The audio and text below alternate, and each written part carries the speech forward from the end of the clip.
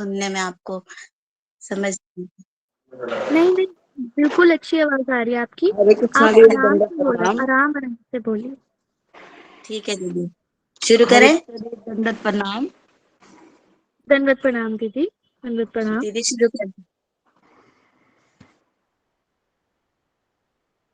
शुरू दीदी कीजिए। शुरू करें? हाँ जी। ठीक है। ओम अज्ञानतिमिरान्धस्य ज्ञानाञ्जनशलाकया चक्षुरुन्मिलितं येन तस्मै श्रीगुरुवे नमः।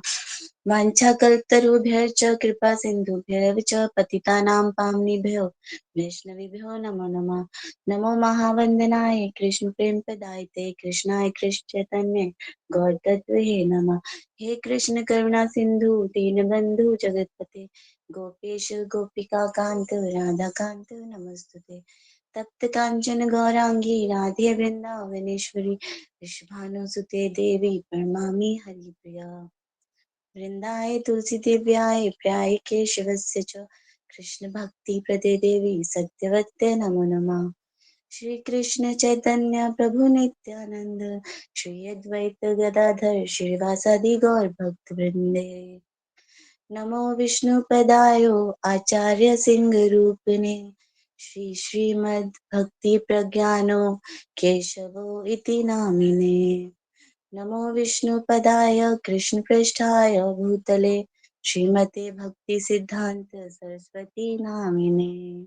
हरे कृष्णा कृष्ण कृष्ण हरे हरे हरे राम राम राम हरे हरे। हरे कृष्णा। सर्वप्रथम मैं अपने गुरुदेव श्री भक्ति वेदांत श्रीधर महाराज जी के पावन चरणों में अनंत कोटि दंडवत प्रणाम ज्ञापन करती हूँ और उनसे अहेतु की कृपा की वांछा करती हूँ। तत्पश्चात मैं अपने सभी शिक्षा गुरु श्री सुंदर गोपाल प्रभु जी, श्री सुबल सखा दास प्रभु जी, श्री विशाखा मैया, पुष्पा दीदी, हरिप्रिया दीदी, गौरप्रिया दीदी के चरणों में दंडवत प्रणाम ज्ञापन करती हूँ।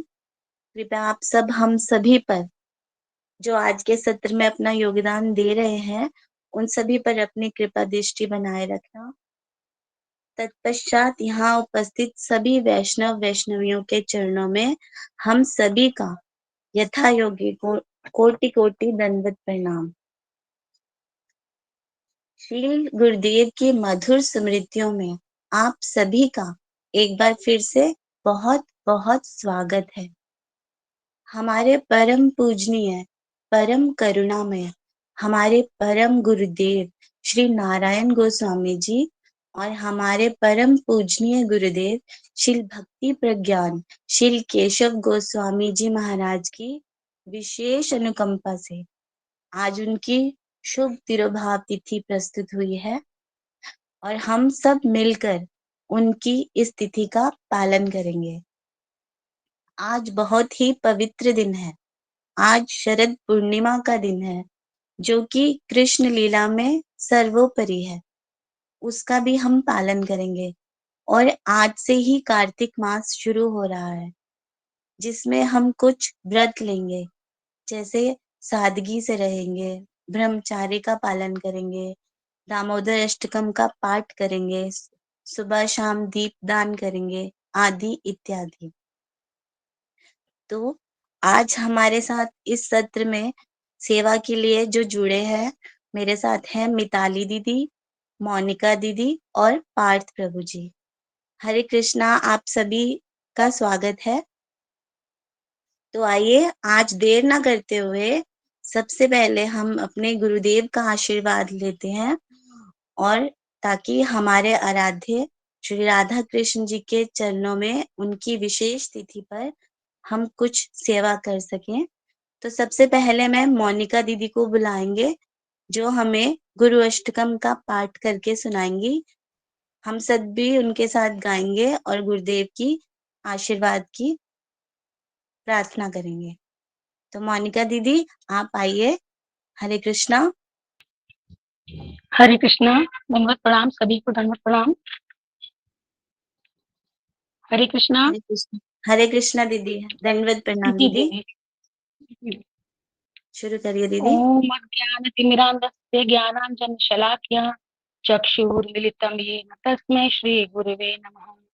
श्रीकृष्ण चैतन्य प्रभु नित्यानंद श्री अद्वैत गदाधर श्रीवासादि गौर भक्तवृंद।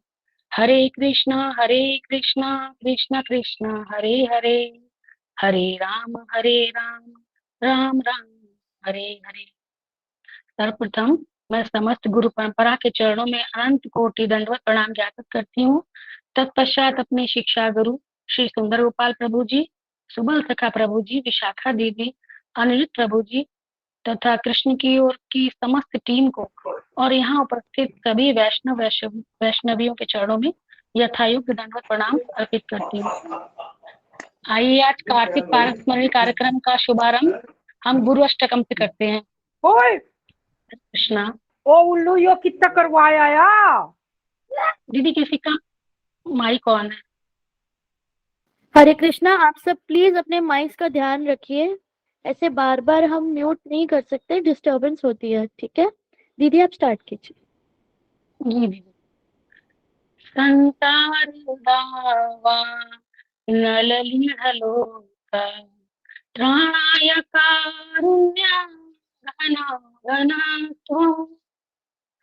संसार दावा नललीढलोका त्राणाय कारुण्य घना घना त्वं।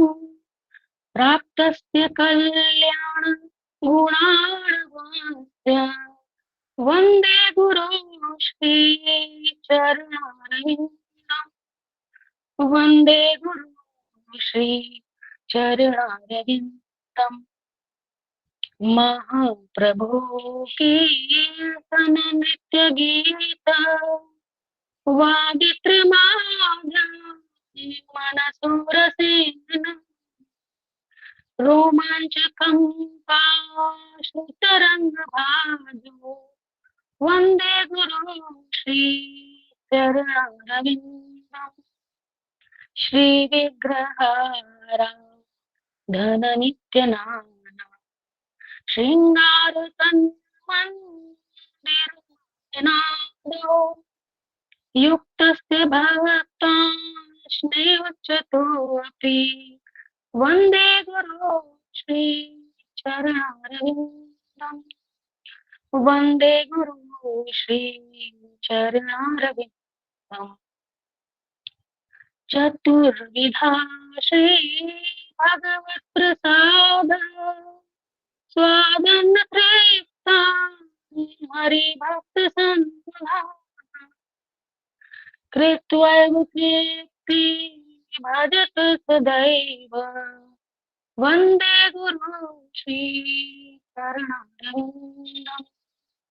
वन्दे गुरु श्रीचरणारविन्दम्। वन्दे गुरु श्रीचरणारविन्दम्। श्रीराधिका माधवयोर्पार माधुर्यलीला गुणरूपनाम्ना। श्रीराधिका माधवयोर्पार माधुर्यलीला गुणरूपनाम्ना। प्रतीक्षणा स्वादनलोलुपस्य वन्दे गुरु श्रीचरणारविन्दम्। निकुञ्जयूनो रतिकेलिते यायालिभेयोक्तिरपेक्षणीया। निकुञ्जयूनो रतिकेलिते यायार्लिभेयोक्तिरपेक्षणीया। तत्रादिदाक्ष्यादतिवल्लभस्य वन्दे गुरु श्रीचरणारविन्दम्। साक्षात् हरित्वेन समस्तशास्त्रे युक्तस्तथा भावयत्वेव सदि किन्तु प्रभावर्य प्रियैव तस्य वन्दे गुरु श्रीचरणारविन्दम्। वन्दे गुरु श्री चरणारविन्दम् वन्दे गुरु श्री चरणारविन्दम् यस्य प्रसादात् भगवत्प्रसादो यस्य प्रसादात् न गति कुतोऽपि यस्य प्रसादात् भगवत्प्रसादो यस्य प्रसादात् न गति कुतोऽपि ध्यायं स्तुवंस्तस्य यशस्त्रिसन्ध्यम् वन्दे गुरु श्री चरणारविन्दम् वन्दे गुरु श्री चरणारविन्दम् वन्दे गुरु श्री चरणारविन्दम् श्रीमद्गुरोराष्टकमेतदोच्चैः ब्रह्मे मुहूर्ते पठति प्रयत्ना यस्तेन वृन्दावननाथ साक्षात् सेवैर्लभ्या जनुगो सन्त नमः ॐ विष्णुपदाय कृष्णपृष्ठाय भूतले श्रीमते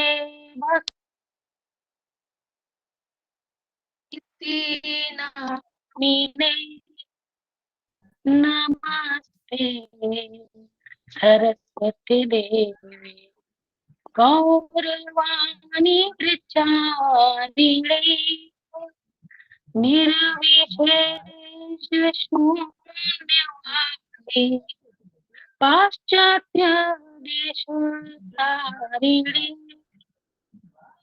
जय श्री कृष्ण चैतन्य प्रभु नित्यानंद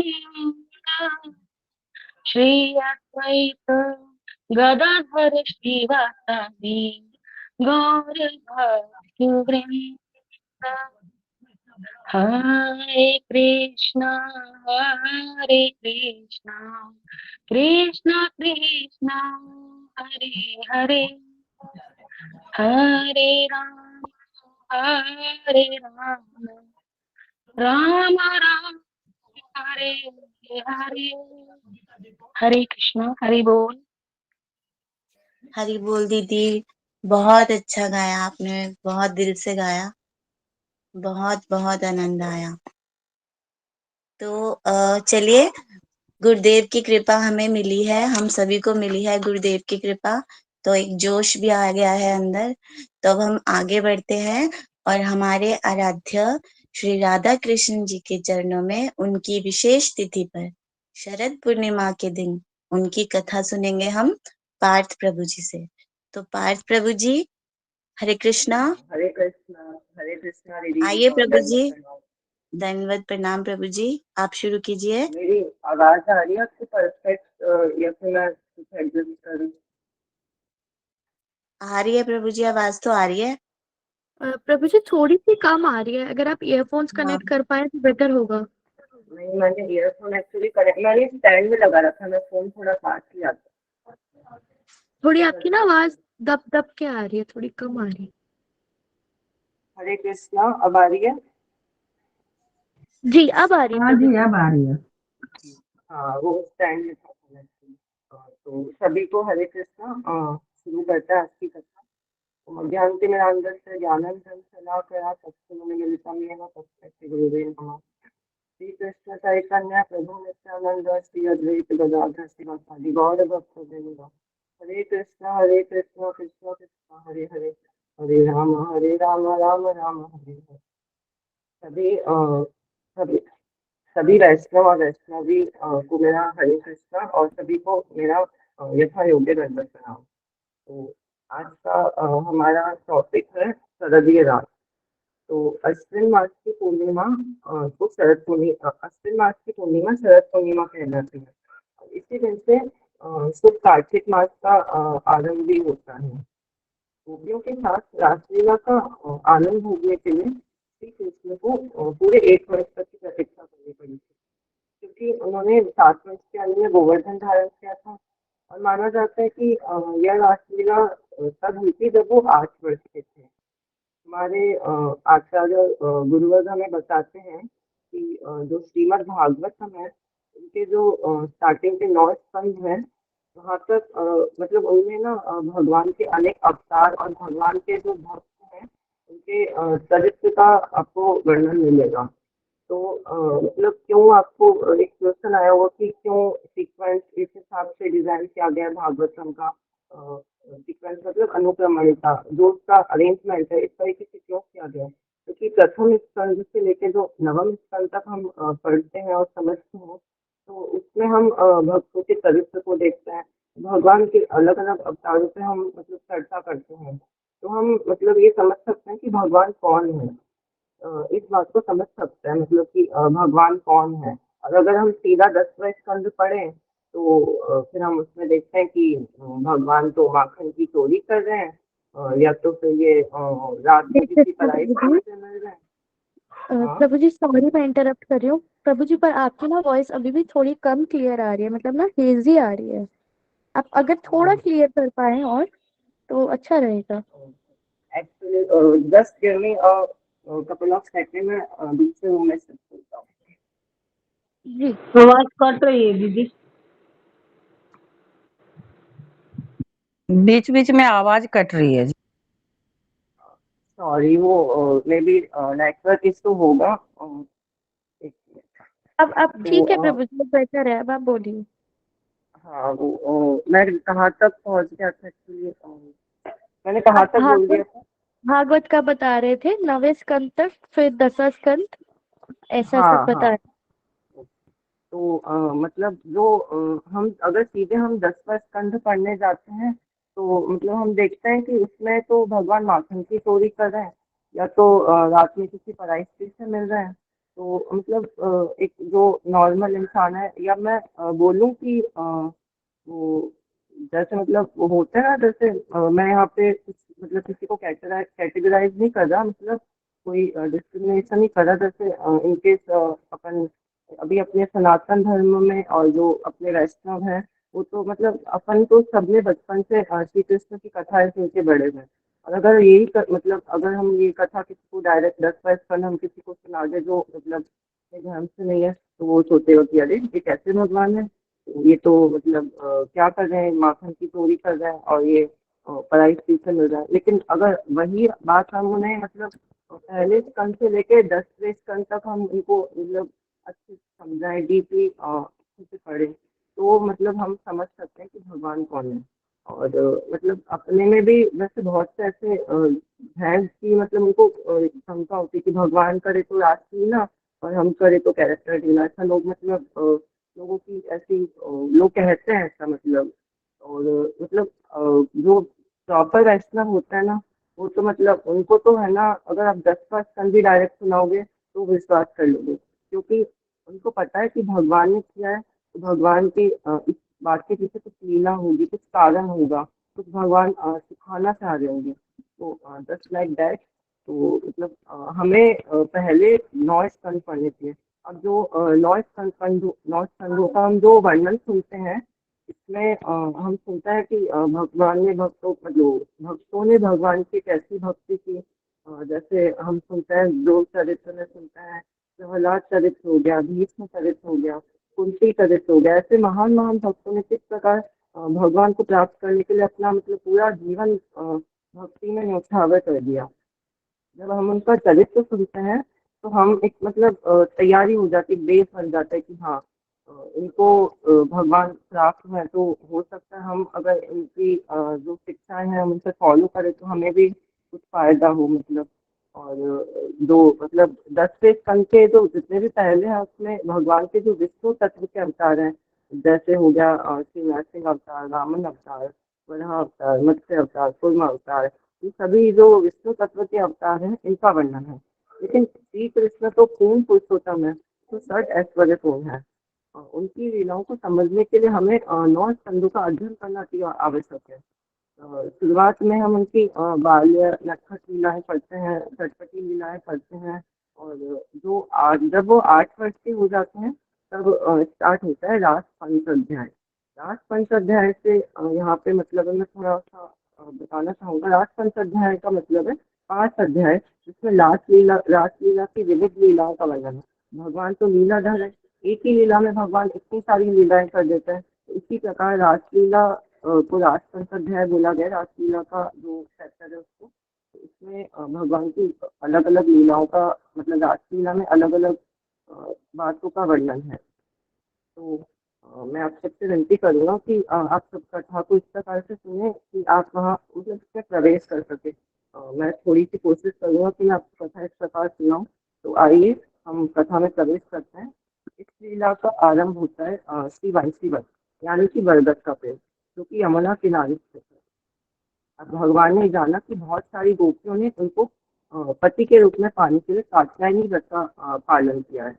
और जब एक समय भगवान का विवाह सभी गोपियों के साथ होने वाला था, तो मतलब सभी ग्वाल वालों का विवाह तो हो गया था उनके साथ, लेकिन मतलब किसी कारणवश भगवान का विवाह नहीं हो पाया था। क्योंकि भगवान ने मतलब भगवान ये सोचते थे कि अगर मैं विवाह कर लूंगा तो मतलब वो चटपटी और नटखट लीलाएं जो मतलब गोपियों के साथ होती थी वो नहीं हो पाएगी। क्योंकि अपन आप देखते हैं कि अपन अगर विवाह के बंधन में बन जाते हैं तो मतलब एक थोड़े सी सम्मान, एक अलग लेवल का थोड़ा अपन को ट्रीट करते हैं। तो बस वैसे ही तो मतलब और ये जो इस लीला का जैसे मैंने आपको पहले बताया कि हमें मतलब डायरेक्ट नहीं पढ़ना, पहले हमें लीलाएं पढ़नी है। अब जैसे ये रासलीला है, तो इसमें कहीं ना कहीं ब्रह्म विमोहन लीला आप सबने सुनी, आगे भी मतलब सुनेंगे आप। तो उसमें जो है ना आप उसमें आप मतलब इसके रिगार्डिंग सुनेंगे तो आपका वो कंसेप्ट क्लियर हो जाएगा। अभी मेरे पास इतना समय नहीं है तो मैं आपको इतना डिटेल में नहीं बताऊंगा। तो मतलब वो विवाह विवाह किसी कारण रद्द हो गया। तो मतलब गोपियों पे पता चला, मतलब गोपियाँ बहुत लालायित थी भगवान से विवाह करने के लिए। मतलब वो बड़ी दुखी हुई। तो फिर उन्होंने जब कार्तिक पूर्णिमा बीती तो उन्होंने 1 महीने तक कात्यायनी व्रत का पालन किया। मे भी शायद कात्यायनी व्रत का भी सेशन है शायद कार्तिक पारस पूर्णिमा में। तो उसमें आप जानेंगे डिटेल में, फिर भी मैं थोड़ा सा बता देता हूँ। ये व्रत होता है इसमें अपन केवल इसमें केवल पकाया हुआ चावल खाया जाता है। इसमें कुछ नमक मिर्च मसाला स्वाद आदि कुछ नहीं होता। इस चावल में घी मिलाकर पाया जाता है, वो भी यमुना किनारे जो रेती होती है से कात्यायनी देवी की मतलब प्रतिमा बना के मूर्ति बना के उनको अर्पण करके और फिर पाया जाता है। मतलब काफी कठोर व्रत होता है। यमुना जल में उतर के भगवान के नामों का निरंतर जप करना, मतलब बहुत कठोर व्रत होता है। क्योंकि अभी आप देखेंगे कि अभी से काफी ठंड पड़ने लग गई है। और उस समय के वृंदावन में कार्तिक बीज होता, कार्तिक बीज जाने के बाद यमुना जल में उतरना मतलब कितना कठोर होता होगा। तो मतलब सोच के भी क्या बोलता है, रोंगटे खड़े हो जाए अपने को। तो मतलब अपन कल्पना भी नहीं कर सकते। तो ये कात्यायनी व्रत होता है। बाकी आप डिटेल में आगे भी सेशन होगा उसमें सुनेंगे। तो मतलब अब चंद्रोदय के कारण गोपियों के साथ नृत्य करने की श्री कृष्ण की इच्छा जगी। और मतलब चारों तरफ सुगंधित और जंगल में चारों तरफ सुगंधित पुष्प लगे हुए थे। वातावरण एकदम शांतिप्रदय और आनंदप्रदायक था। जब श्री कृष्ण ने अपनी बंसी बजाई तो मतलब सारे वृंदावन की गोपियां एकदम मोहित हो गई। तो उस टाइम एक ऐसा एनवायरनमेंट था, ऐसा क्या बोलते हैं एनवायरनमेंट, माहौल ऐसा मतलब सराउंडिंग थी कि पूर्ण संजोदय था, एकदम शांत वातावरण था। और मतलब चारों तरफ खिलते हुए फूल से काफी सुगंध थी। और श्री कृष्ण ने बंसी बजाई और बंसी से तो वो मतलब 1000 गुना भर गए। जो मतलब वहाँ पे सराउंडिंग था उसकी सुंदरता बहुत बढ़ गई, मतलब हजारों गुना बढ़ गई। अब समस्त गोपियां स्वभाव से श्री कृष्ण के सौंदर्य के प्रति अति बहुत आकर्षित थी। तो मतलब उन्होंने जैसे ही बंसी की ध्वनि सुनी तो वो श्री कृष्ण की सेवा के लिए मतलब अधीर हो उठी। फिर उनको मतलब तभी श्री कृष्ण बंसी बजाते हैं और मतलब वो एकदम सेवा के लिए अधीर हो जाती है कि नहीं, अब हम जो भी करें हम छोड़ छाड़ के बस श्री कृष्ण के पास जाए, उनकी सेवा करें, उनको हमारी जरूरत है। तो बंसी की ध्वनि सुनते ही मतलब उन सब ने अपने सारे काम काज बंद कर दिए और वो उस स्थान की ओर दौड़ी चल दी जहाँ श्री कृष्ण थे और बंसी बजा रहे थे। जब वे अत्यंत तेजी से दौड़ रही थी तो मतलब उनके केस वगैरह सब खराब हो जाते हैं। जैसे अपने अपना भी थोड़ा सा मैं जैसे आपको एग्जाम्पल जैसे समझाना चाह रहा हूँ, बस मैं इसलिए एग्जाम्पल ले रहा हूँ, वरना मतलब यहाँ ये एग्जाम्पल बिल्कुल एकदम ऐसे फिट नहीं बैठता। तो अपन को कभी हड़बड़ी होती है, एकदम अपन जाते हैं तो अपने बाल फेस सब बिगड़ जाता है। तो जस्ट उनका भी मतलब केस बिगड़ गए थे, घूम के हिल डुल गए थे, घूम के गिर गए, मतलब लाइक ऐसी सिचुएशन। ये सब वंशीवट नामक स्थान की ओर जाने के लिए एकदम दौड़ने लगे। उनमें से कई गोपियां तो दूध धो रही थी, किंतु वो आधे ही धो के चली गई। और कुछ उसने धो लिया था और वो उसको गर्म करने के लिए चढ़ा के चली गई। अब दूध उबले तो उबले, गिरे तो गिरे, उनको कोई परवाह नहीं, क्योंकि उनको स्वयं श्री कृष्ण परम भोक्ता सट ऐश्वर्य पूर्ण भगवान ने उनको वंशी रख के बुलाया। उन्हें वो और गोपियां उनकी सेवा के लिए एकदम लालायित है, क्योंकि मैंने आपको अभी बताया कि मतलब वो उनके सौंदर्य के प्रति बहुत अत्यधिक आकर्षित है। और मतलब वो एकदम ऐसी बावरी हो गई कि नहीं अब जान। और तो और मतलब उनमें से कुछ गोपियां अपने बच्चों को स्तनपान करा रही थी। आप सोच सकते हैं मतलब एक ऐसे उस दूसरे नजरिए से देखा जाए तो it's a very important thing. तो वो उस चीज को भी छोड़ते, क्योंकि भगवान की सेवा से बड़ा कुछ नहीं है। तो वो सब छोड़ छाड़ के जाने लगी। कुछ अपने पारिवारिक सदस्य को क्या प्रसाद पवारी थी, तो वो भी काम छोड़ छाड़ के जाने लगी। वो सब उस स्थान पे जाने लगी जहाँ श्री कृष्ण बंसी बजा रहे थे। कुछ गोपियां अपने पतियों को भोजन परोस रही थी, और कुछ स्वयं बैठ के मतलब प्रसाद पा रही थी। किंतु मतलब किसी ने ना तो अपने पति की चिंता करी, ना किसी, ना खाने की परवाह, ना मतलब मटेरियल वर्ल्ड की बिल्कुल चिंता नहीं। बस उनको उस समय केवल एक ही चीज दिख रही थी, मतलब कृष्ण, हमें कृष्ण की सेवा के लिए वहाँ पे प्रेजेंट होना है। सॉरी मैं इंग्लिश वर्ड यूज कर रहा हूँ, हिंदी थोड़ी वीक है एक्चुअली में। तो मतलब वो श्री कृष्ण के पास जाने के लिए बहुत अधीर हो उठी। और कुछ तो श्री कृष्ण के पास जाने के लिए उन्होंने सोचा कि पहले मैं अपने मुख में अंगारम लगाऊं, मतलब सुंदर सुंदर पहले की क्या, यानी गोपियां बढ़िया मतलब आंखों के ऊपर जो आईब्रोज होते हैं उनके ऊपर बढ़िया अलग क्या अंगारम से मतलब जॉइंट्स वगैरह, फ्लावर वगैरह, मतलब वो एकदम तैयार होके जाने वाली थी। लेकिन सब वो उल्टा ही हो रहा था। उन्होंने सुंदर वस्त्र पहनना चाहती थी, लेकिन वो इतनी बावरी हो गई कि उन्होंने ऊपर का वस्त्र नीचे पहन लिया, नीचे का वस्त्र ऊपर पहन लिया। उनके मतलब मुखमंडल को उन्होंने जल्दी जल्दी सजाया, काजल फैल गया, मतलब ऐसा उनका गेटअप था। कुछ गोपियां ने तो मतलब वस्त्र ही उल्टे मतलब पहन लिए थे। और मतलब काफी हड़बड़ में थी। कमर का अलंकार गले में, गले का अलंकार कमर में, कान का अलंकार कहीं और पहन लिया। तो मतलब ऐसे वो बावरी हो गई थी। इस प्रकार मतलब सभी गोपियां जब अपने घर से जाने लगी, तो मतलब आपने अपने फैमिली में सराउंडिंग में भी देखा होगा कि जैसे अपन एकदम बिना बताए किसी को चले जाए तो उसे सब पूछता है, सबको चिंता हो जाती है, क्योंकि अपनी सुरक्षा का भार उन्हीं पे है, मतलब घर के जो बड़े होते हैं उन पे। वैसे ही गोपियों भी जब घर से जाने लगी, उनके भाई, उनके पिता, उनके पति मतलब आश्चर्यचकित हो गए, सोचने लगे ये इतनी रात को कहाँ जा रही है, और वो भी एकदम हड़बड़ी में, एकदम बावली सी होके। तो मतलब अब वो उनका जो मतलब रक्षा का भार था वो सभी उनके ऊपर था। उनके पति, उनके भाई, जो उनके घर के सदस्य हैं, उनके ऊपर उनकी सुरक्षा का भार था। पहले वृंदावन ऐसा नहीं था। पहले वो एकदम घना जंगल था। दिन में भी मतलब इतने घने वृक्ष हुआ करते थे कि दिन में भी सूर्य की किरण से जो प्रकाश आता था वो भी बहुत क्या बोलते हैं माइन्यूट फॉर्म में आता था। लेकिन अब वो रात में जा रही है। अब उनके घर वालों को चिंता होगी कि कोई जंगली जानवर हो जाए, या फिर मतलब इतनी अंधेरी रात है, अकेली जा रही है, ये ठीक नहीं है। और कुछ गोपियों को उनके मतलब पति ने उनको श्री कृष्ण के पास जाने से रोका।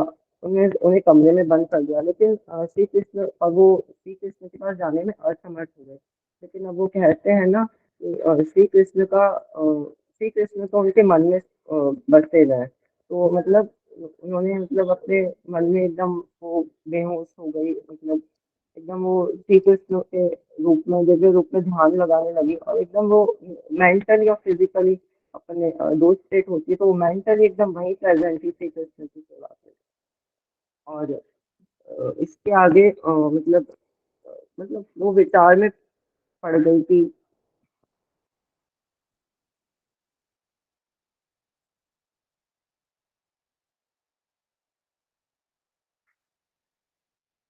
हरे कृष्णा प्रभु जी, आपकी आवाज नहीं आ रही।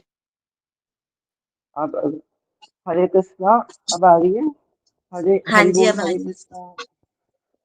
सॉरी, मेरे नेटवर्क इशू। तो सब गोपियां एकदम फिर वो जाने लगी, और उनको श्री कृष्ण की सेवा के लिए जाना था। तो सब काम अब सबने कहाँ तक सुना, मैं जान सकता हूँ? सॉरी, लास्ट में आपने कहाँ तक सुना दीदी? हरे कृष्णा। वो बोला आपने कि गोपियों को उनके पति ने रूम में बंद कर दिया, पर ठाकुर जी की कृपा होती है, ऐसे बोल रहे थे आप। अच्छा। हाँ, हरे तो कृष्ण मतलब पांडु, उनकी। थोड़ा टाइम का भी ध्यान रखना। आप बहुत अच्छा बोल रहे हो, या बस लेकिन टाइम थोड़ा सा सॉरी कम है सॉरी हमारे पास। सॉरी, मैं जल्दी कंप्लीट करता हूँ, सॉरी। हाँ, तो बहुत सी गोपियां वहां जाने में असमर्थ थी, तो वो उन्होंने अपने मन में वो एकदम मन से ही श्री कृष्ण की सेवा में चले गए, क्योंकि श्री कृष्ण तो उनके मन में समाये हुए थे। और रात का समय था, वो अकेले बीच जंगल से वो बहुत लंबा रास्ता पार करके बीच घने जंगल से वहाँ बहुत से हिंसक पशु होते हैं, उन सब की परवाह न करके श्री कृष्ण की सेवा के लिए वहाँ उपस्थित वहाँ पहुंच गई। तो अब गोपियां रासलीला के स्थान पर पहुंच जाती है, और वहाँ देखते हैं कि श्री कृष्ण सामने अपनी बंसी बजा रहे हैं। इस तरह से वो कई प्रकार के विरोधों को, कष्टों को, डर को, ये सबको सहते हुए गोपियां इनकी चिंता न करते हुए वहां पहुंच जाती है। अब आप समझिए कि आप इमेजिन कीजिए कि आपको कुछ प्रसाद के लिए अपने घर इनवाइट करता है, और अब आपको एकदम डेट एंड टाइम सब कुछ परफेक्टली बता देता है। आप उस दिन वहाँ पहुँच जाते हैं, एकदम आपको आपके मन में एकदम भावनाएं उठ जाती है कि अरे वाह, मेरे को प्रसाद के लिए इनवाइट किया है। आप टाइमली वहाँ पहुँच जाते हैं, एंड देन फिर वो बोलता है कि क्यों, वो आप वो जाते हो, और वो आपके घर में प्रवेश करते हो, तो वो बोलता है कि क्यों आए हो, क्या प्रयोजन था, कैसे आना हुआ। तो अब आप सोचिए कि कैसे कैसा आप फील करेंगे। तो अभी है ना, श्री कृष्ण ने भी सेम एकदम यही बोला कि गोपियां वहां पहुंची, भगवान ने बोला कि क्या प्रयोजन था, कैसे आना हुआ। अब गोपियां विचार में पड़ गई, भ्रमित हो गई कि अरे ये ऐसा क्यों बोल रहे हैं, मन में विचार करने लगी वो, मन में बोल रही थी, जैसा सामने में बोल रही थी, ऐसा क्यों बोल रहे हैं। वो बोलती थी आप ही ने तो हमें बुलाया था, और आप ही कह रहे हैं कि क्या प्रयोजन था, कैसे आना हुआ, क्यों आए हो। अब उनकी नजरें झुक गई पृथ्वी की ओर, अब वो पृथ्वी की ओर देखने लगी, और वो पैरों के नाखून से एकदम जमीन कुचलने लगी। जब अपने को बहुत दुखी होता है तो अपनी जमीन कुचलने लगता है, तो ये सब वो करने लगी, और वो व्याकुल हो गई। फिर भगवान क्या नाम से, वो ये सब भगवान को बोल रहे थे, ऐसे भाव प्रकट कर रही थी, वो मन में बोल रही थी। अब भगवान कृष्ण ताड़ना ऐसा क्यों कह रहे हैं, वो ये सब मन में कह रही है। आप गोपियों से ऐसा क्यों बोल रहे हैं, आप ही ने तो बुलाया था। वो क्यों एकदम इतने कांटे जैसे चुभने वाले शब्दों में बोल रहे हैं। अब श्री कृष्ण बोलते हैं कि क्यों इतनी तुम इतनी रात को क्यों आई हो, क्या तुम वृंदावन की शोभा देखने आई हो, क्या तुम पूर्ण संध्योदय में वृंदावन की सुंदर शोभा देखने आई हो। तो देखो और अपने का आनंद लो, और फटाफट से अपने घर लौट जाओ, क्योंकि वो ये कहना चाह रहे थे कि जंगल में कई प्रकार के भय होता है, उन्होंने ऐसा कहा श्री कृष्ण ने, जंगल में कई प्रकार के भय होता है, जंगली जानवर होता है, तो कोई भी हमला कर सकता है। तुम्हारे यहाँ ज्यादा रुकना ठीक नहीं है, जल्दी से वृंदावन का ये सुंदर दर्शन करो और चली जाओ यहाँ से। अब तो गोपियों का और और दुखी हो गई फिर गोपियाँ। वो हृदय में कह रहे कि हमें चंद्रमा की परवाह नहीं है, हमें वृंदावन की शोभा की भी परवाह नहीं है, हम तो केवल आपके लिए आए, ऐसा गोपियाँ मन में कहती है, मुझसे वो बोल नहीं पा रही है। अब तो वो इतने दुखी हो गए, उनकी आंखों से आंसू बह रहे, आंसू की मतलब साथ काजल भी बहने लगा, काजल की धारा बन गई एकदम, और शरीर को डिवाइड कर देती है ना, काजल फैल जाता है, तो बस वो नीचे टपकने लगा, इतना मतलब वो दुखी हो गई। और मतलब अब फिर वो श्री कृष्ण अभी भी नहीं रुकते, वो अभी भी ये बोलते हैं कि आप सब पतिव्रता नारी हैं और आप सबको ये शोभा नहीं देता, भले ही आपका पति कितना ही नाकारा हो, मतलब भले ही वो वृद्ध हो, अपाहिज हो, लेकिन जैसा भी आपका पति है, और आप सब पतिव्रता स्त्री हैं, आप सभी को अपने घर समय से लौट जाना चाहिए, और इस प्रकार आपको अपने पति को छोड़ के नहीं आना चाहिए। अब जब भगवान ने बोलना शुरू किया और गोपियाँ रोती है, तो फिर मतलब फिर टाइम आता है जब गोपियाँ कहती हैं, देखिए हम हमारे रिश्तों का त्याग करके आपके पास आए, हम वो सभी रिश्तों का त्याग करके आइए, मैंने बताया अभी पहले आपको, वो अपने उन्होंने अपने भाई के लिए, उन्होंने अपने वो बच्चों को स्तनपान कराए थे, वो तक वो छोड़ के आ गए, वो सब काम छोड़ के, वो जितने भी उन्होंने रोल्स और मतलब कह सकते हैं टोपियाँ पहन रखी थी, जैसे किसी की माँ थी, किसी की मतलब वाइफ थी, किसी की पत्नी थी, मतलब ये सब वो रोल छोड़ छाड़ के, सब सारी जिम्मेदारियां, सारी उपाधियों को छोड़ छाड़ के, पूरे उपाधियों के संसारिक वश में सब बहुत दूर त्याग करके के पास आई है। और जो उनकी मतलब मूल अवस्था है, जो उनका स्वरूप है, वो मतलब वो सब त्याग कर आ गई कि मतलब हमें श्री कृष्ण की सेवा के लिए जाना है, और श्री कृष्ण ऐसा बोल रहे हैं। अब मतलब वो कहती है कि मतलब आप हमें यहाँ से जाने के लिए कह रहे हैं, हम यहाँ से नहीं जाएंगे, क्योंकि मतलब वो इतने सब कुछ छोड़ छाड़ के आ गए। अब वो ये बोलते कि अगर हम यहाँ से नहीं जाएंगे, हमारे सब यहाँ से जाएंगे, वो ऐसा कहते हैं। और मतलब वो यहाँ पे एक तत्व है कि गोपी हमें शिक्षा दे रही है कि श्लोक है, सर्वधर्मान् परित्यज्य मामेकं शरणं व्रज अहं त्वां सर्व पापेभ्यो मोक्षयामि मा शुचः। का अर्थ है सभी धर्मों को त्याग दो तथा मेरी शरण में आ जाओ, मैं तुम्हें सभी पापों से मुक्त कर दूंगा, चिंता मत करो। वैसे ही गोपी अपने सारे धर्म का त्याग करके भगवान के पास आ जाती है, और मतलब वो दोबारा नहीं लौटना चाहती, और वो मतलब बोलती कि हम दोबारा यहाँ से नहीं लौटेंगे, हमारे सभी यहाँ से लौटेंगे।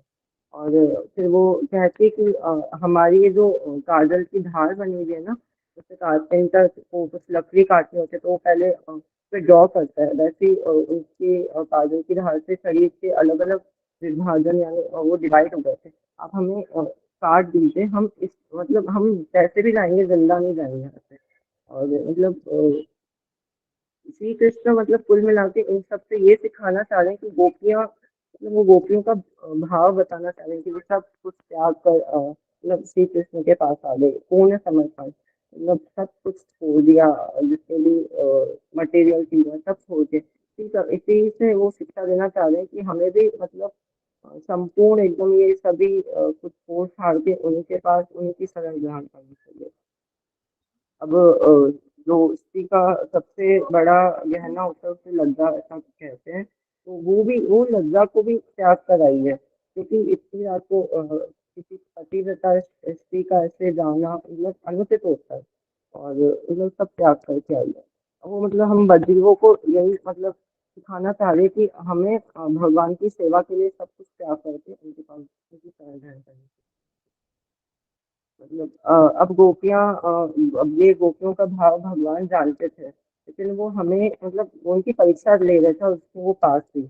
भगवान ने उनके साथ नृत्य किया, रासलीला का शुभारंभ हुआ, और रासलीला के बीच में कई सारी कहानियां आती हैं, मैं सभी नहीं बोल पाऊंगा, कुछ कुछ मैं बोल देता हूँ। रासलीला में भगवान वो बंसी बजा रहे हैं, बढ़िया मतलब चारों तरफ सब गोपियां हैं, नृत्य कर रही है। अब शिव जी मतलब सब देख रहे हो ऊपर से, शिव जी देख रहे हैं, और शिव जी को भी मतलब मन में इच्छा हुई कि मुझे भी रासलीला का भाग लेना है, मुझे भी रासलीला में जाना है। अब वो मतलब प्रकट हुए रासलीला के स्थान पे, गोपियां ने उन्हें रोक हरे दिया, क्या कृष्णा प्रभु मनोरंजन जी, है। दंडवत प्रणाम प्रभु जी, समय की थोड़ी सी सीमा है, आप प्लीज थोड़ा सा सॉरी शॉर्ट में। सॉरी दीदी, जस्ट जस्ट मेरा 2-3 मिनट का बचा है, प्लीज। जी हरे कृष्णा। मैं कहाँ हाँ, तो शिव जी वहाँ प्रकट होते हैं और मतलब गोपियों ने रोक ली थी कि क्योंकि रासलीला में मेल मेंबर का जो प्रवेश है वो निषेध है। मतलब वहाँ आपको जाना है तो वहाँ आपको गोपी बन मतलब गोपियों का ही प्रवेश है। तो मतलब वो उनको बताती है कि उनको मतलब शिव जी पूछते हैं क्या करना पड़ेगा, तो उन्हें मानसरोवर में शिव जी मानसरोवर जाते हैं, वहाँ स्नान करते हैं। और अब रासलीला का आरंभ हो जाता है, तो मतलब सभी गोपियाँ नृत्य करती है। अब श्री कृष्ण ने मतलब सब गोपियों को ऐसा लगता है कि श्री कृष्ण हमारे साथ नृत्य कर रहे हैं, मतलब श्री कृष्ण एक्सटेंशन कर लेता है तो अपन कह सकते हैं। और मतलब वो केवल राधा रानी के साथ नृत्य कर रहे थे, तो मतलब उन्होंने एक्सटेंशन कर लिया अपना। और मतलब सबको गोपियों को ऐसा लगता है कि श्री कृष्ण तो केवल मेरे साथ ही नृत्य कर रहे हैं, मैं ही सर्वश्रेष्ठ। उनको घमंड आ जाता है। और फिर है ना मतलब जब शिव जी मानसरोवर से स्नान करके उनको मतलब गोपेश्वर का रूप धारण करके जब वो रासलीला में प्रवेश करता है, बढ़िया ललिता सबकी विशाखा सबकी उनका बहुत सुंदर श्रृंगार करती है। और फिर वो मतलब रासलीला में प्रवेश करता है और बहुत सुंदर वो चामर सेवा करता है। कुछ समय बाद वो गोपियों ने द्वार पे वो देती है और मतलब वो मतलब उनको वो द्वारपाल की सेवा प्रदान करती है, क्योंकि वो मतलब परफेक्ट है। और मतलब इस चीज के लिए एकदम परफेक्ट है। और आज भी आप मतलब राष्ट्रमंडल स्थान में जाएंगे तो आप भारी दिखेंगे, गोपेश्वर महादेव का एक बहुत ही सुंदर मंदिर बना हुआ है। तो जो आज भी है वो वहाँ पे गोपेश्वर महादेव के बारे में आप आगे की क्लासेस में सुनेंगे। और तो मतलब गोपियों का अभिमान आ जाता है कि श्री कृष्ण तो केवल मेरे साथ ही नृत्य कर रहे हैं। अब आपने सबने सुना है ब्रह्म मोहन लीला, इन सब लीला में सुना है कि जहाँ भी अहंकार आता है भगवान वहाँ नहीं रहते। अब गोपियों का अहंकार आ गया, भगवान अदृश्य हो गए। अब गोपियां व्याकुल हो गई, भगवान कहाँ गए। वो वृंदावन की लताओ पताओ वृक्ष वृक्ष से वो मतलब चारों तरफ बावली की तरह एकदम ढूंढ के कहाँ गए कृष्ण, कहाँ गए कृष्ण, कहाँ गए कृष्ण। तो मतलब कृष्ण अदृश्य हो जाता है। फिर हाँ, सभी गोपियाँ मिलके गोपी गीत का मतलब राधा जी और सभी गोपियाँ गोपी गीत का गोपी गीत गाती है। फिर मतलब कृष्ण प्रकट हो जाते हैं और मतलब सब वापस से सब बहुत खुश हो जाते हैं कृष्ण को देख के। और मतलब वो राधा जी मतलब वो है ना जब राधा जी और बाकी सभी गोपियाँ गोपी गीत गा रहे थे तो कृष्ण भगवान का वर्ण गौर गौर हो गया था। पहले तो स्टार्टिंग में जब उन्होंने एंट्रेंस किया तो उन्होंने पहचाना कि मतलब ये कौन है। फिर वो मतलब धीरे धीरे अपने रूप में आने लगे, तब उन्होंने देखा कि कृष्ण, और उनको देख के बहुत ही प्रसन्न हुई। और फिर उनसे सवाल करने लगी कि आप कहाँ चले गए थे। तो उनको अपनी मतलब गलती का एहसास हो जाता है कि हमें मतलब अभिमान नहीं करना चाहिए था। और मतलब इसी के साथ रासलीला की कथा मैं यहाँ मतलब विराम देता हूँ। वैसे तो बहुत बड़ा टॉपिक है, मैंने बहुत इसको भी मैंने बहुत छोटा किया है, लेकिन फिर भी बहुत चीज़ें रह गई है। तो मतलब अगर मैंने कुछ भी गलत बोला हो या फिर मैंने कुछ भी नहीं बोला हो, ऐसी कोई इम्पोर्टेंट बात है तो कृपया मतलब सीनियर रेस्टोरेंट से मेरा निवेदन है कि वो उनको करेक्ट करें। ये मेरा फर्स्ट एक्सपीरियंस था। तो अब आपका कोई छोटा मोटा क्वेश्चन हो जिसका मैं उत्तर देता हूँ तो आप पूछ सकते हैं। इसी के साथ पांसा कल्पतरुदस्ता सिंधुवे प्रपतित नाम पावनी वैष्णवेदी नमो नमः। हरे कृष्णा, सभी को दंडवत प्रणाम। हरे कृष्णा। पाठ प्रभु ने बहुत अच्छे से बताया। रास लीला का ये विषय जो है बहुत गंभीर भी है और विस्तृत भी है। ये इतनी जल्दी नहीं कम टाइम में अच्छे से बताया जा सकता। प्रभु जी ने एक शब्द यूज किया अहंकार। यहाँ पे हम अहंकार शब्द नहीं यूज करेंगे गोपियों के लिए। उनको सौभाग्य मद हुआ था, गोपियों को सौभाग्य मद हुआ था कि हमारे जैसी सौभाग्यशाली कौन होगी जो हमारे साथ ठाकुर जी नृत्य कर रहे हैं। तो गोपियों का सौभाग्य मद दूर करने के लिए भगवान अंतर ध्यान हुए थे। और दूसरा, राधा रानी को मान हो गया था कि मेरे साथ भी नृत्य कर रहे हैं और बाकी गोपियों के साथ भी, तो मुझ में और बाकी गोपियों में भेद क्या। इसलिए राधा रानी माननी हो गई थी। तो ये जो ठाकुर जी रास से अंतर ध्यान हुए दो कारणों से, गोपियों को सौभाग्य मद दूर करने के लिए और गोपियों का सौभाग्य मद और राधा रानी का मान दूर करने के लिए।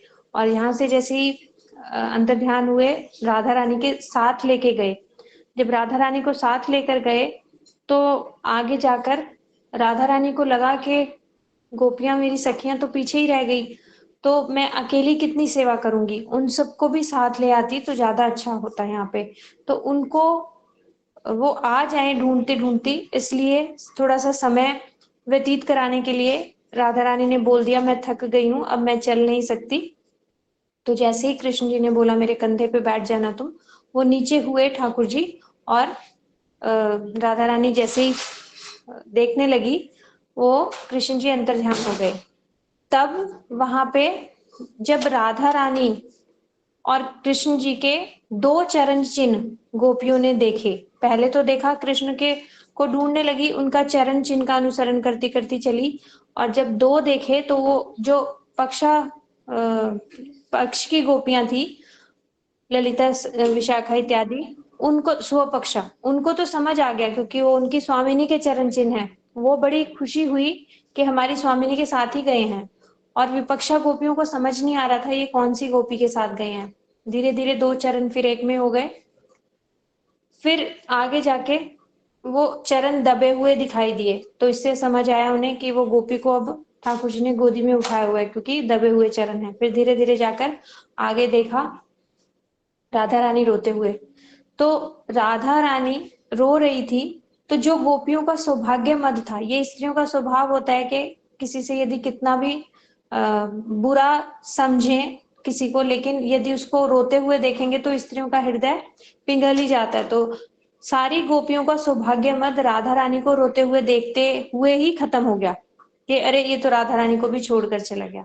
तो वो अपना सौभाग्य मत भूल गई, और फिर गोपियां सभी एकत्र होकर उन्होंने इसी तरह गोपी गीत गाया, और ठाकुर जी वो गोपी गीत सुनकर रह नहीं पाए और वापस आए बड़े ही ग्लानि वाले भाव से, बड़े ही डरते हुए कि इनका सामना कैसे करूंगा। वहां पर जब वो गोपी गीत गा रही थी गोपियां, तो वो इतनी ज्यादा अभिनिवेश हो गया था उनमें कि वो अपने आप को, एक गोपी ने अपने आप को ठाकुर जी समझ लिया और एक ने पूतना समझ लिया। तो वो यही समझ रही थी कि मतलब भगवान की लीला कथा में इतना अभिनिवेश हो गया था उनका कि वो ये भूल ही गई थी कि हम गोपियां हैं और ठाकुर जी हमें छोड़कर जा चुके हैं। यही आवेश चाहिए है भक्ति में, इतनी एब्जॉर्प्शन चाहिए भक्ति में, तब भक्ति होगी। आवेश आना बहुत जरूरी है कि अपना उन्हें ध्यान ही नहीं रहा, और हरि कथा सुनना, हरि कथा का अनुसरण करना यही जरूरी है।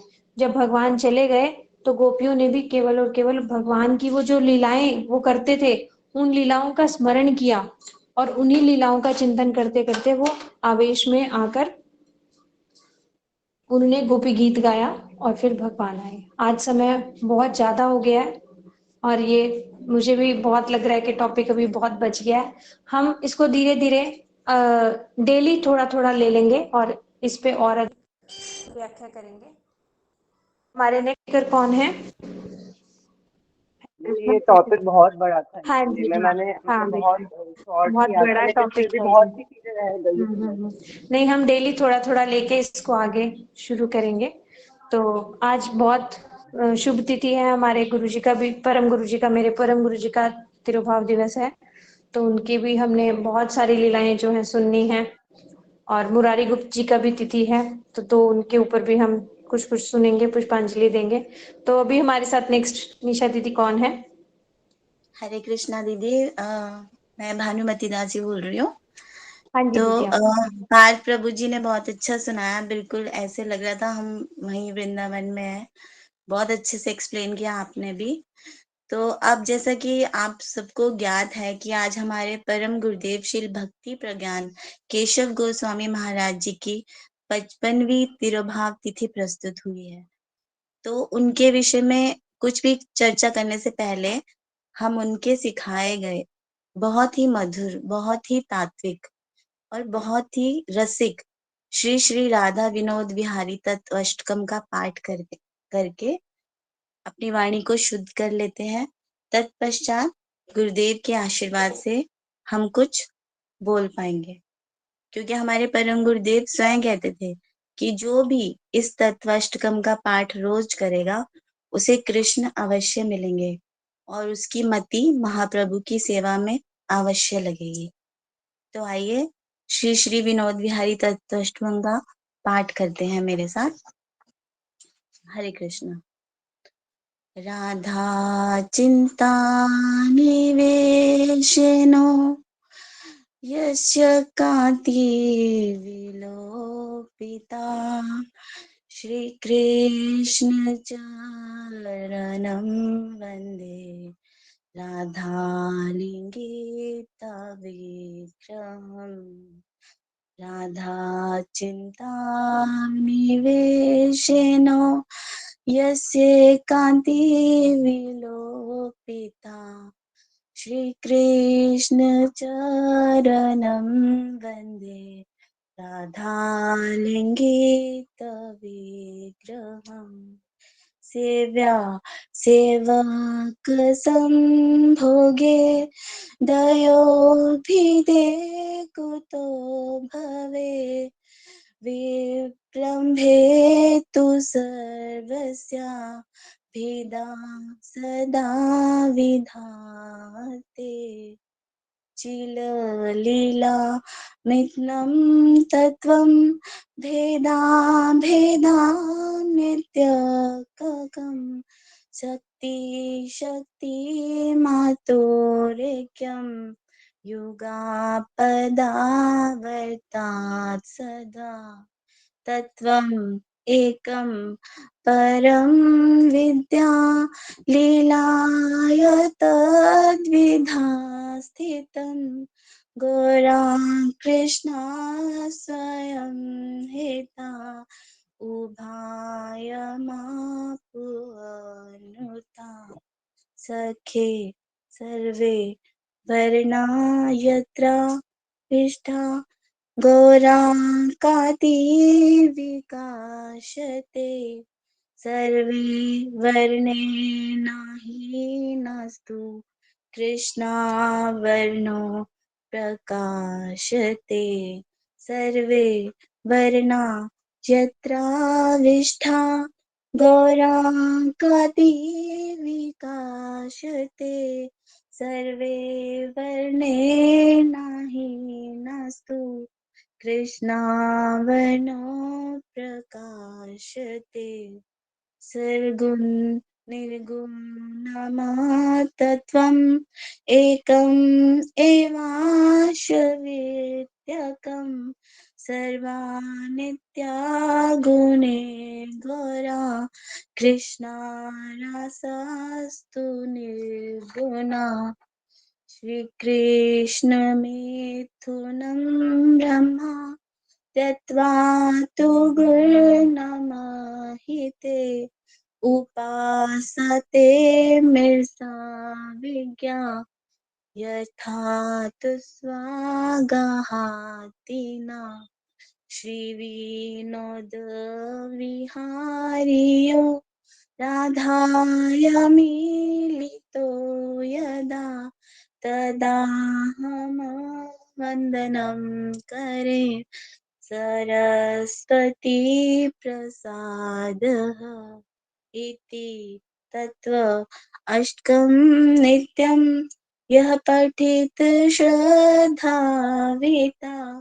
कृष्णात् तत्त्वम् अभिजय गौरापदे भवे मति राधा चिन्ता निवेशेन यस्या कान्ति विलोपिता श्रीकृष्ण चरणं वन्दे राधालिङ्गितविग्रहम् जय राधा कृष्ण जय राधा कृष्ण जय राधा कृष्ण जय राधा कृष्ण जय गुरु गौरांग जय गुरु गौरांग जय गुरु गौरांग जय गुरु गौरांग हरि बोल हरि बोल हरि बोल हरि बोल निताय गौर हरि बोल हरि बोल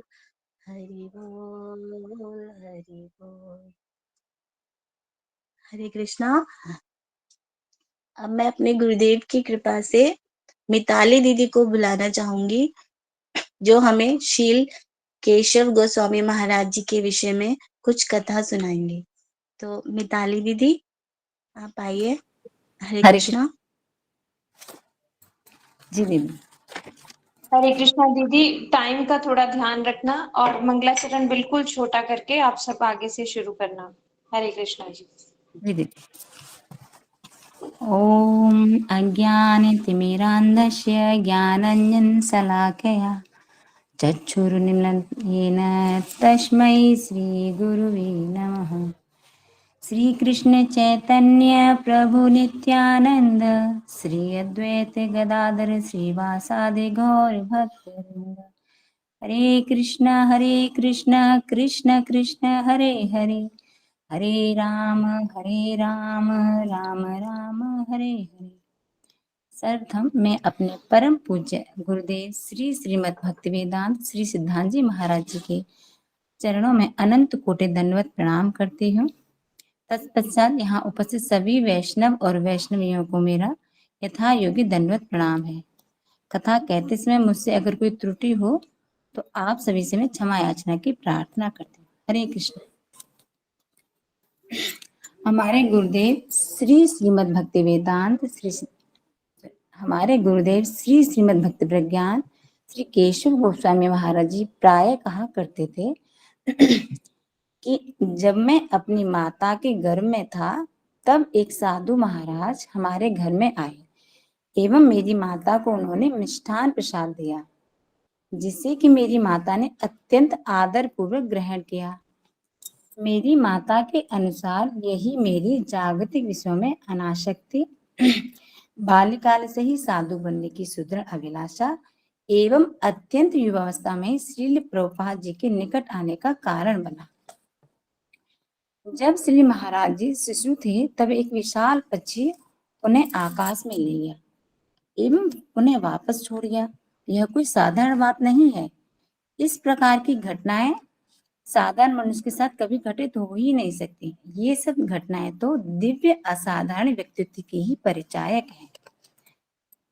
श्री केशव गोस्वामी महाराज का दिव्य आविर्भाव बांग्लादेश के वरिशाल जिले के अंतर्गत वानारीपाड़ा नामक ग्राम में एक समृद्ध जमींदार परिवार में हुआ था और उनकी युवावस्था में ही उनकी दोनों बुआ श्रीमती सरोजिनी दासी एवं श्रीमती प्रियतमा दासी उन्हें श्रील प्रभुपाद भक्ति सिद्धांत सरस्वती गोस्वामी भक्ति सिद्धांत सरस्वती ठाकुर से भेंट कराने हेतु लेकर आई थी। मठवास के प्रारंभ के समय श्री महाराज जी का नाम था श्री विनोद बिहारी ब्रह्मचारी। परम गुरुदेव श्री प्रभुपाद भक्ति सिद्धांत सरस्वती ठाकुर जी के अंतरंग शिष्य थे। अंतरंग अर्थात अंतरंग का मतलब है कि अंतःपुर में जो जान सके, जो जा सके, अर्थात उनके हृदय की प्रत्येक वस्तु को वो जान सके, हृदय की संपत्ति तक पहुंच सकते और उसको प्राप्त कर सकते, उसको समझ सकते। ऐसे जो प्रभुपाद उनको हृदय में गए और उनकी हृदय की संपत्ति के जिन्होंने धारण भी किया और समझा और प्राप्त भी किया, ऐसे ही हमारे परम गुरुदेव श्री श्रीमद् भक्ति प्रज्ञान केशव गोस्वामी महाराज थे। तदनंतर समय में जब गौड़िया मठ जब प्रतिष्ठित हुआ था तो श्री प्रभुपाद गौड़िया मठ प्रतिष्ठित किए थे। तब कहते हैं कि उसी समय उन्होंने उसी समय पर गुरुदेव 2 उपाधि प्रदान करते थे। तो 2 उपाधि में विशेष करके कृतिरत्न और उपदेशक। तो कहते हैं कि भक्ति प्रज्ञान केशव गोस्वामी महाराज ऐसे थे कि वो प्रभुपाद की दोनों ही उपाधियों को प्राप्त किए थे। कृतिरत्न जो सेवा में प्रवीण होते हैं, जो सेवा करने में धुरंधर होते हैं, थे प्रभुपाद के मान को जान करके सेवा करते थे और उनको वो कृतिरत्न उपाधि प्रदान करते थे। नवदीप सभा की प्रचारणी सभा में ये जो उपाधि प्रदान की जाती थी वो नवद्वीप सभा की प्रचारणी सभा में की जाती थी। और दूसरी थी उपदेशक। उपदेशक जो उपाधि थी, जो कि आचार्य बनने के जो लायक हैं उन्हीं को दी जाती, जो कि जगत में महाप्रभु की वाणी को अच्छी तरह से प्रचार करते थे, जो वेद पुराण उपनिषद के ज्ञाता हैं। प्रभुपाद के ये हमारे परम गुरुदेव भक्ति प्रज्ञान केशव गोस्वामी महाराज, उनको दोनों ही उपाधि मिली थी कि ये उपदेशक भी हैं और कृतरत्न दोनों उनको मिली। ये हमारे लिए बड़े ही सौभाग्य की बात है। और ये उनका जो परम गुरुदेव को उपाधि देने के समय उन्होंने बहुत ही अद्भुत बात लिखी है।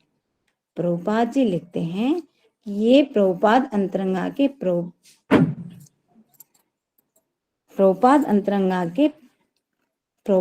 उनका जीवन चरित्र अंतरंगा है, प्रभुपाद के अंतरंगा, और उनका जीवन चरित्र भी आप देखेंगे कि जो हमारे श्रील भक्ति वेदांत त्रिविक्रम गोस्वामी महाराज, उन्होंने उनका अष्टक व प्रणाम मंत्र लिखा।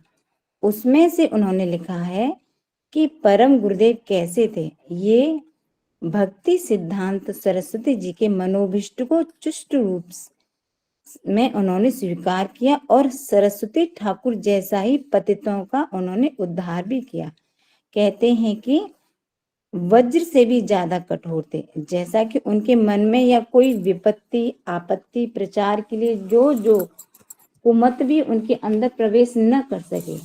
वज्रादपि कठोर, विशेष करके मायावाद को दमन करने के लिए जो वज्रादपि कठोर थे।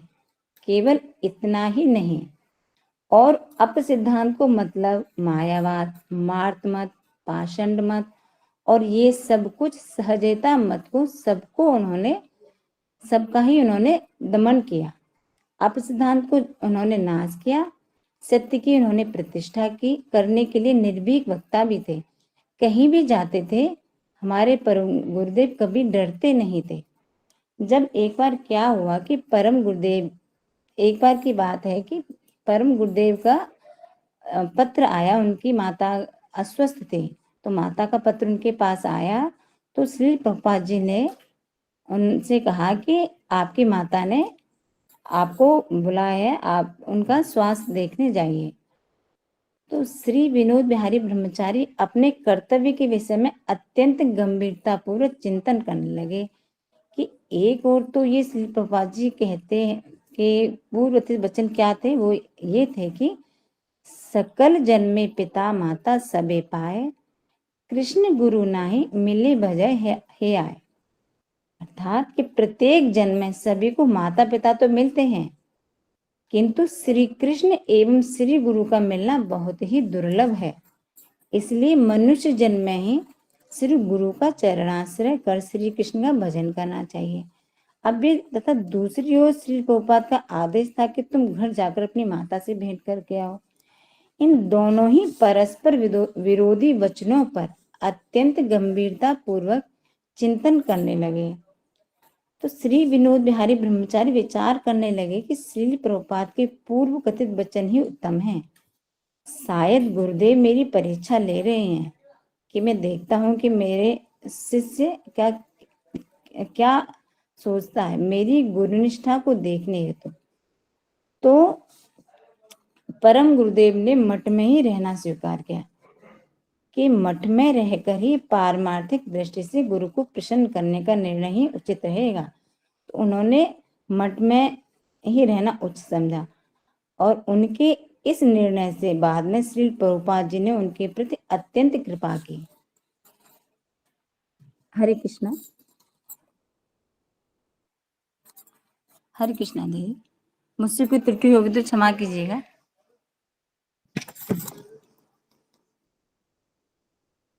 हरे कृष्णा। दीदी समय का कह रही थी तो फिर मैंने। अच्छा दीदी, हो गया आपका? हरे कृष्णा। दीदी आप शुरू कर दीजिए। जी जी दीदी। अच्छा दीदी, बहुत अच्छा बोला आपने।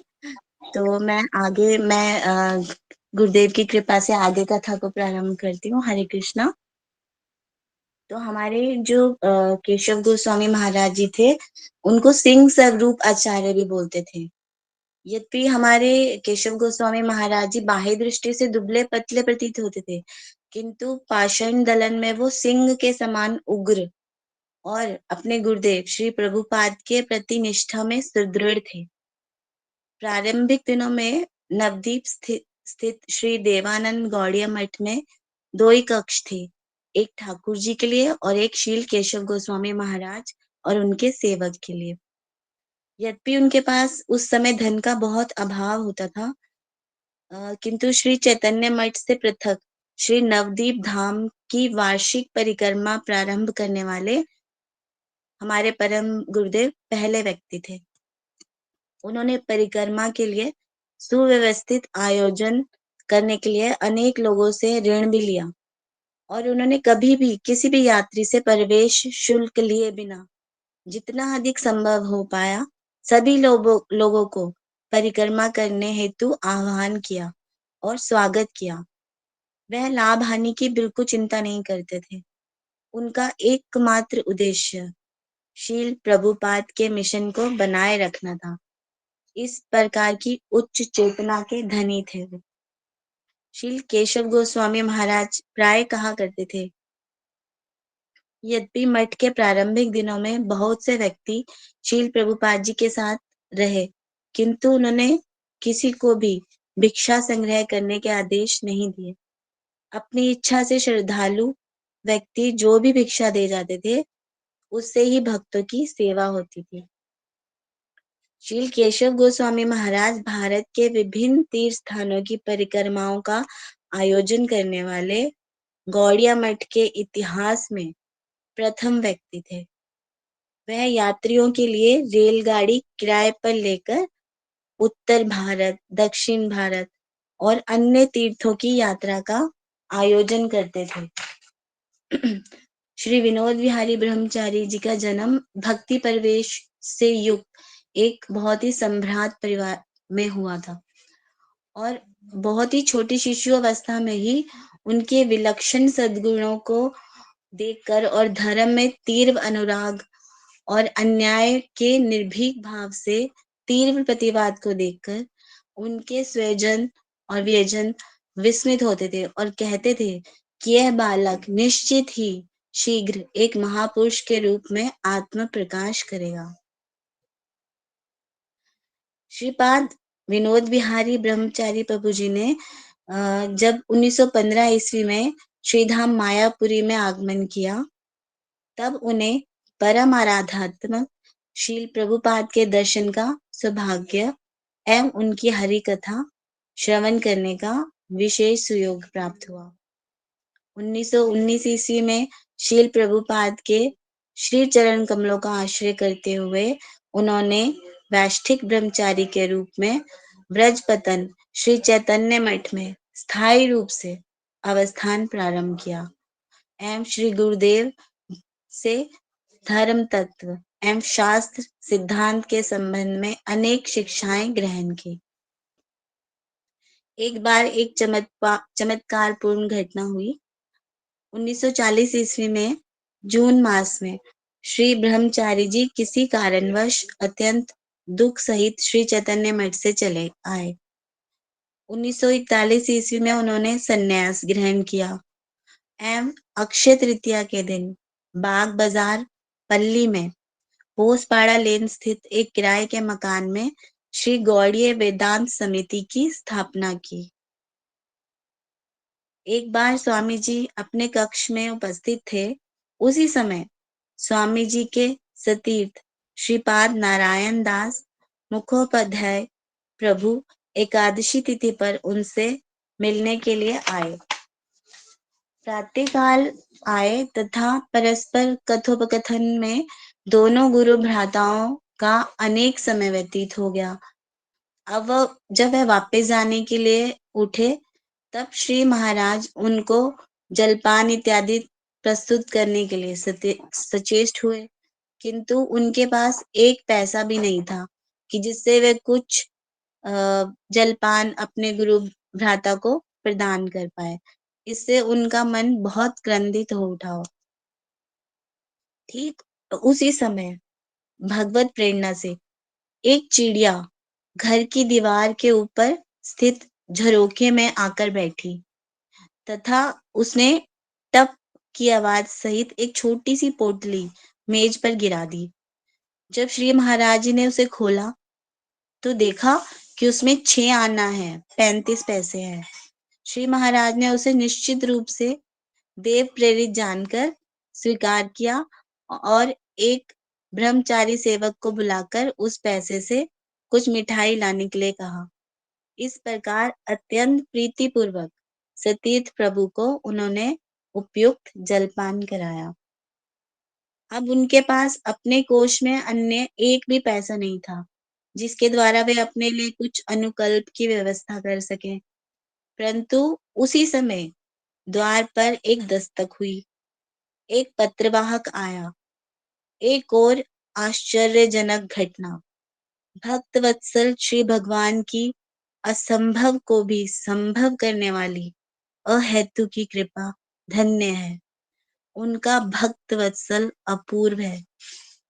श्री महाराज के गुरु भ्राता पूजनीय श्री दंडी गोस्वामी श्रीमद भक्ति सर्वस्व गिरी महाराज जी ने उनके नाम पर 100 रुपए का मनी ऑर्डर भेजा था। इस घटना द्वारा वहां उपस्थित समस्त व्यक्ति आश्चर्यचकित होकर पुनः पुनः श्री गौरांग देव का जयगान करने लगे। श्रीधाम मायापुरी श्रीपाद केशव महाराज जी के लिए प्राण स्वरूप था। परम आराध्यशील प्रभुपाद के अप्रकट लीला आविष्कार करने के उपरांत श्रीपाद नरहरि सेवा विग्रह प्रभु के साथ परामर्श कर श्रीपाद केशव महाराज श्रीधाम नवदीप मंडल में कोलदीप के तेघरी पाड़ा में आ गए तथा वहां श्री गौड़ीय वेदांत समिति के सर्व प्रधान आसन की स्थापना की। श्री मठ का नाम हुआ श्री देवानंद गौड़ीय मठ। 6 बीघा भूमि पर विराट गगनचुंबी मंदिर, नाट्य मंदिर एवं सेवक वास्थान आदि से युक्त बहु वैभव संपन्न मठ का निर्माण हुआ। श्री महाराज जी जिस तथ्य को एक बार सत्य कहकर मान लेते थे उसमें इस प्रकार निर्भीक भाव से प्रनिष्ठ हो जाते थे कि उससे च्युत करने के लिए स्वयं भय भी उनसे भयभीत होता था। श्री महाराज ब्रज से भी अधिक कठोर तथा कुसुम से भी अधिक मृद स्वभाव के अनुरूप आत्म प्रकाश करते थे। उनका शिष्य वात्सल्य अत्यंत प्रगाढ़ स्वयं एक आदर्श था। यदि कभी कोई शिष्य किसी विकट व्याधि अथवा पीड़ा से ग्रस्त हो जाता था तो उनका कोमल हृदय अत्यंत विचलित हो उठता। वे अपना सब कुछ देकर भी उस शिष्य को पुनः स्वास्थ्य प्राप्ति की कामना करते थे। तो आज उनके समान एक सर्व सद्गुण संपन्न सेवा में उत्साह प्रदान करने वाले सर्व सदाचार युक्त आचार्य को हम याद कर हम जिस प्रकार उनको मर्मवेदना का अनुभव कर रहे हैं उसे भाषा के द्वारा व्यक्त नहीं किया जा सकता। श्री केशव महाराज हमारे प्रति प्रसन्न हो यही हमारी प्रार्थना है। मुझसे और मेरे मित्रों से हमारे से अगर कोई भी गलती हुई हो, भूल हुई हो तो कृपया हमें क्षमा करिएगा। हम भी अभी सीख रहे हैं। हरे कृष्णा। हरे कृष्णा दीदी, आप सबने बहुत अच्छा बोला। ऐसे ही प्रयास आप करते रहना, क्योंकि जी दीदी। ये हमारी गुरु परंपरा है, हमारे हाँ जी। गुरुजी के गुरुजी हैं। इनके बारे में हम आगे नहीं बताएंगे तो कौन बताएगा। इसलिए आप सबने बहुत प्रयास किया, बहुत अच्छा प्रयास किया। 5 मिनट और मैं भी अपने परम गुरुजी के चरणों में कुछ पुष्पांजलि देना चाहती हूँ। जो आप सब लोगों ने पहले भी सुना होगा, जो सबसे महत्वपूर्ण घटना इनके जीवन में परम गुरुजी के है वो ये कि एक बार श्री भक्ति सिद्धांत सरस्वती ठाकुर प्रभुपाद जी परिक्रमा करा रहे थे नवद्वीप की, तभी कुछ आतताइयों को पता चला कि ये परिक्रमा चल रही है और इतने लोग इनके पीछे हैं, तो उन्होंने सोचा कि यदि हम इनके जो हेड हैं, जो मुखिया हैं, उनको यदि हम नुकसान पहुंचा दें तो ये बाकी के लोग अपने आप उनका समर्थन करना छोड़ देंगे। तो प्रभुपाद जी पे अटैक करने के लिए कुछ लोगों ने प्लानिंग की, और जैसे ही परिक्रमा जा रही थी तो ये बात मेरे परम गुरु जी भक्ति प्रज्ञान केशव गोस्वामी महाराज जी को पता चल गई। उन्होंने वहीं पर अपने कपड़े, वो उस समय ब्रह्मचारी वेश में थे, सफेद कपड़े थे उनके, और उनके गुरुजी सन्यासी वेश में दंड धारण किए हुए थे। अपने सफेद वस्त्र उनको दिए अपने गुरुजी को, और उनका दंड और उनके सन्यासी वस्त्र पहनकर उस भीड़ के आगे आगे चलने लगे। उस समय उन्होंने अपने गुरुजी की सेवा के लिए अपने प्राणों को भी संकट में डाल दिया। हम लोग ये सुनते बहुत हैं कि गुरुजी की सेवा करनी चाहिए प्राण देकर, लेकिन ऐसा करने में साहस बहुत कम होता है। लेकिन हमारे परम गुरुजी ने ऐसा साहस करके दिखाया। ऐसे सच्चे गुरुनिष्ठ में उनका नाम अग्रगण्य आया। सबसे ऊपर यदि किसी का नाम लिया जाता है तो वो हमारे परम गुरुजी हैं, कि किस तरह से उन्होंने अपने गुरुजी की सेवा में अपने प्राण तक न्यौछावर करने के लिए उस समय हिचक नहीं करी, अपने प्राणों को भी रक्षा करने के लिए कुछ सोचा नहीं। और उनकी ऐसा व्यक्तित्व था कि वो वेदांत में भी निपुण और रस कथा में भी निपुण थे। वेदांत के प्रति उनका एक अलग रुझाव था। उन्होंने ये वेदांत मेरे गुरुजी श्री भक्ति वेदांत नारायण गोस्वामी महाराज जी को देकर कहा कि वेदांत का तात्पर्य यदि कहीं समझा जा सकता है तो वो भक्ति के द्वारा ही समझा जा सकता है। बाकी इस जगत में जो वेदांत के तात्पर्यों को बताते हैं वो उसको पूर्ण रूप से नहीं समझ पाते। तो इसीलिए उन्होंने अपनी संस्था का नाम भी वेदांत समिति रखा, और अपने जो आगे सन्यासी गण हुए उनको भी उपाधि दी भक्ति वेदांत। भक्ति वेदांत नारायण गोस्वामी महाराज जी जैसे मेरे गुरुजी का नाम। तो उन्होंने उनका मेरे गुरुजी को ये वेदांत देकर बोला कि इसका आप अनुवाद करना जरूर हिंदी में और इस पर टीका लिखना। तो फिर आगे मेरे गुरुजी ने ये कार्य किया, अपने गुरुजी की इच्छा पूर्ण की। हमारी पूज्य दीदी मधु खंडेलवाल दीदी जी ने इसमें सहयोग किया गुरुजी का, और हमारे मठ से वेदांत निकला है। ये गुरुजी के, मेरे गुरुजी का आखिरी एक, ये कह सकते हैं, ग्रंथ है वेदांत, जिसपे उन्होंने सबसे आखिर में काम किया। ऐसे वेदांत विद होते हुए भी रसज्ञ भी थे वो।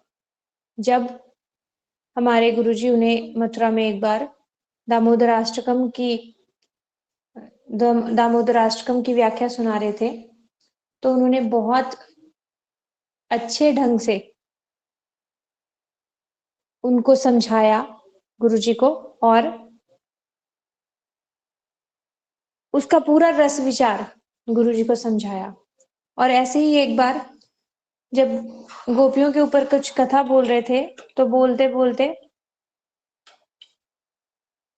परम गुरुजी ने बोला कि द्वारका में जो महिषियां हैं वो माधुर्य रस में नहीं हैं, वो तो उनकी दासियां हैं। माधुर्य रस में केवल गोपियां हैं, ब्रज में केवल माधुर्य रस है।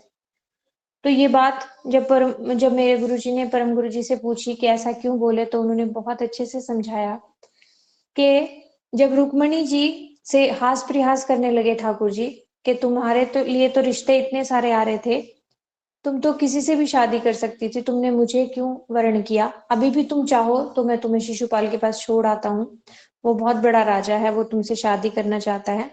ऐसे करके जब बोला तो रुक्मणी जी बेहोश हो गई। सत्यभामा जी, रुक्मणी जी नहीं, सत्यभामा जी बेहोश हो गई। तो उन्हें लगा कि ये मुझे अब छोड़ देंगे,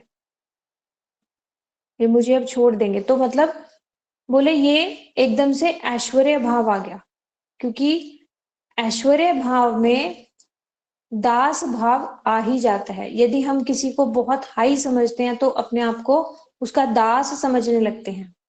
लेकिन यही दूसरी तरफ ब्रज में देखो, जब राधा रानी से कृष्ण जी बोलते हैं कि तुमने मेरे ये बगीचे के फूल क्यों तोड़ लिए, तो राधा रानी बोलती हैं ये बगीचा तुम्हारा कैसे हो गया?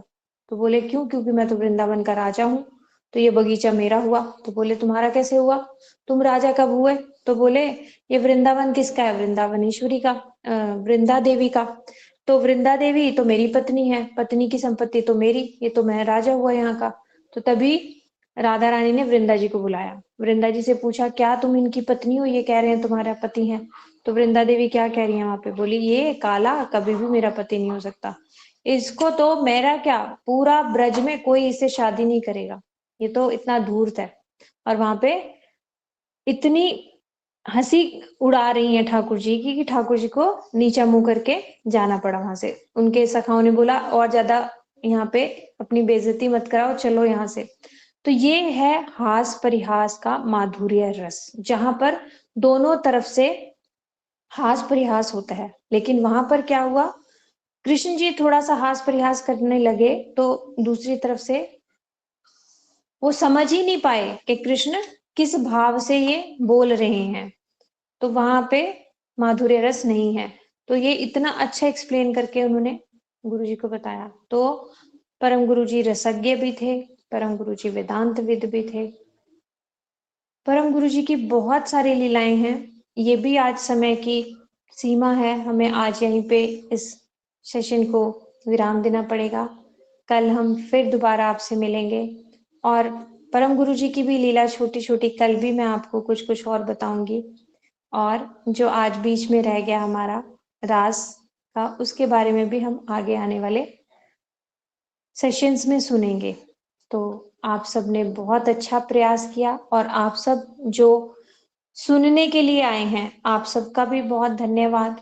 ये कार्तिक में हरि कथा सुनने का विशेष लाभ होता है। आप सब सौभाग्यशाली हैं जिनके हृदय में ऐसी इच्छा हुई कि आप अपने समय का सदुपयोग करें। वांछा कल्पतरुभ्यश्च कृपा सिंधुभ्यो च पतितानां पावनेभ्यो वैष्णवेभ्यो नमो नमः। हरे कृष्णा आप सभी को। हरे कृष्ण दीदी, हरे दंडवत कृष्णा, प्रणाम। दंडवत प्रणाम बहुत दीदी। धन्यवाद।